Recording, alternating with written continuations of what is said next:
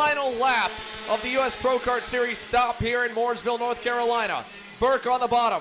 Crossover move coming from Massimino. He's got the inside up the hill. Burke's going to drive into him, and they wreck for the lead. Massimino's in the wall. Burke's in the wall. So, boys, let's talk about it here. Got a little bit hairy in turn number 3. John, let's pass it to you. Your take. Walk us through your point of view for that last lap. I went to block for the first turn, and I messed up a little bit, washed out. And then I blocked for the turn 3 and turned in, and we wrecked. Pauly, your side on that deal? Yeah, so we went down into turn 1. He blocked a little bit. He blocked down to the bottom. I stayed to the outside.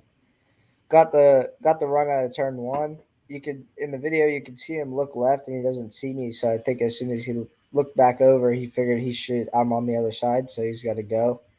And he turned in, and we just happened to crash. One thing before I'll kind of say my piece, and then I'll pass it to Aaron and Chase for what you guys saw, because you guys were both there watching the race in a little bit.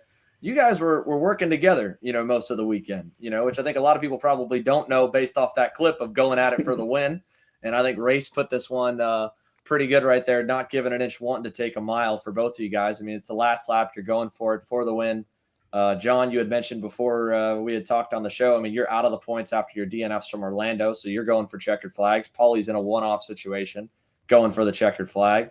Neither of you guys were close enough to really get to fight too much on the day before. John, you especially, you got kind of booted out of the lead pack. But, yeah, you guys are working together, right? You guys were trying to push together in some of the heat races and early on in the weekend. Yeah, pretty much the whole weekend we worked together really good until that one point. Which, to break it down, I mean, camera angles are always going to be a little bit awkward. And I want to preface this, too, by standing up for the U.S. Pro Kart Series. Those guys were taking a little bit of a heat on the comment sections on all of it from the officiating side. Now, I want to reiterate to all of our viewers here, we've been having kind of, you're going to have close quarters racing where it both ends up in tears and ends up with a really good finish like the X30 shootout from the Grands last year in any kind of class where they're packed up like that on the last lap and guys are going for it.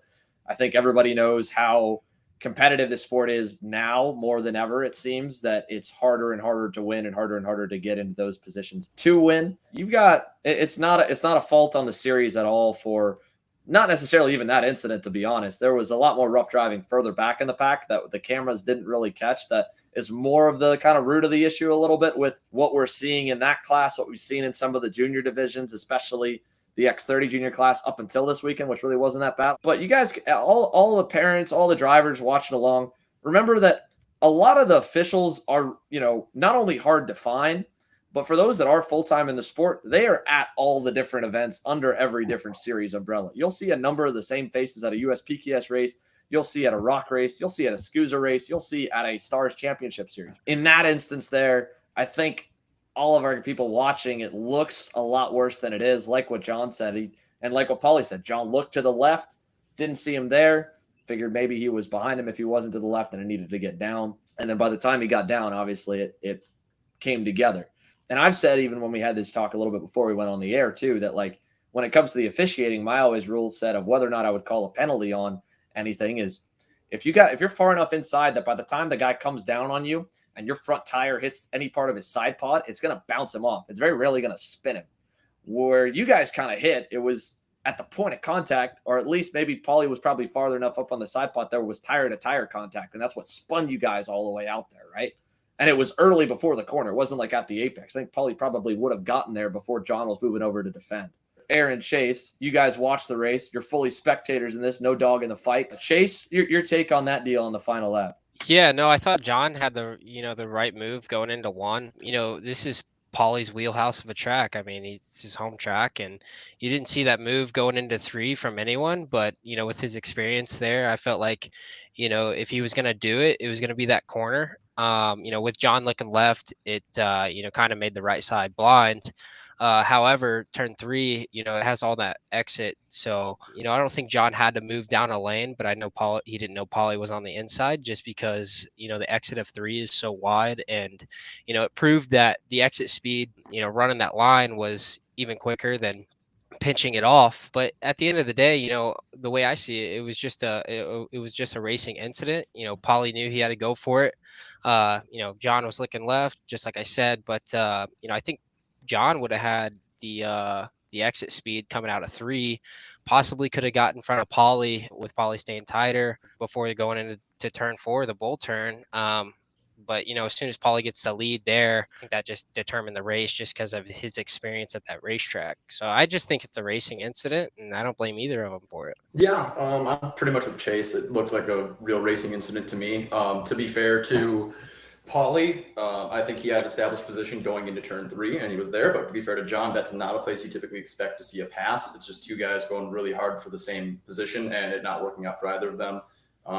Like Chase said, I think Pauly, it probably been advantageous for John to hold the outside and just carry the momentum going into 4. But if Pauly did get ahead, it's going to be really hard to pass Pauly at GoPro, especially. So it's just, like I said, two guys racing really hard for the same spot, and I wouldn't call any penalties on anyone for that. And moving on from the incident altogether, I mean, John and Pauly, both of you guys saw the racing out there. Pauly, you and I were even talking a little bit before the show, just me and you earlier, and how that class specifically, it seems you said even from last year to this year seems like it's just gotten rougher. And we're not talking this incident here, the racing incident, but I do want to lead into it, knowing that we were kind of close quarters with the lead pack, the mid pack, the racing all throughout.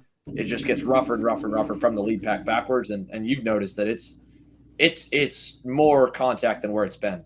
Yeah, for sure. I mean, I think Kay has definitely, everyone in the class has definitely stepped up their aggressiveness, and it used to be a class where you get into the lead or you be in second and try to push away, but now it just seems like everybody wants to race. And I would always try and push away throughout the weekend, but then you just have people come in and stuff you, so you kind of had to just be the same way or else you'd go backwards. Yeah, no, it's definitely much rougher in the midfield and even the front pack than it used to be, but I don't know. It's a draft pack, so when you have 10 cards that are the same speed, no one's going to sit in second, third, or fourth. Everyone wants to lead. So, to be honest, it's just going to be you're going to race for the lead the whole time. Maybe the years past, you didn't have so many people in one pack. Where I've always kind of said it is like when you have that pack racing, someone makes a bad pass for like 4th, 5th, or 6th, and the pack splits up, and then it never rejoins. So that's kind of why you see guys like Die Bomb, and I think, to go to the lead of the group. And then on the flip side, you have inexperienced guys maybe that are running at your guys' pace, are like, holy wow, I'm up front with Pauly and with John and with, Jeremy is running this year and Stanfield and whoever, and I'm as fast as them, or I feel like I'm faster than them because the drafts make me feel like Superman and I can pass them. But really, the draft's just a illusion. You're just getting a suck up on the straightaway. Everyone's running the same lap time or within 2/10. You guys did end up going out of your way to kind of find each other Sunday night, right? Yeah, for sure. Yeah. We've hugged it out and all that. No hard feelings. Just two people want the same results. It happens.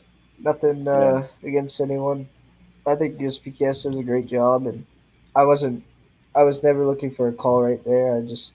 I'm happy to race in the series, and I love what all those guys do, and I'm ready for the next one.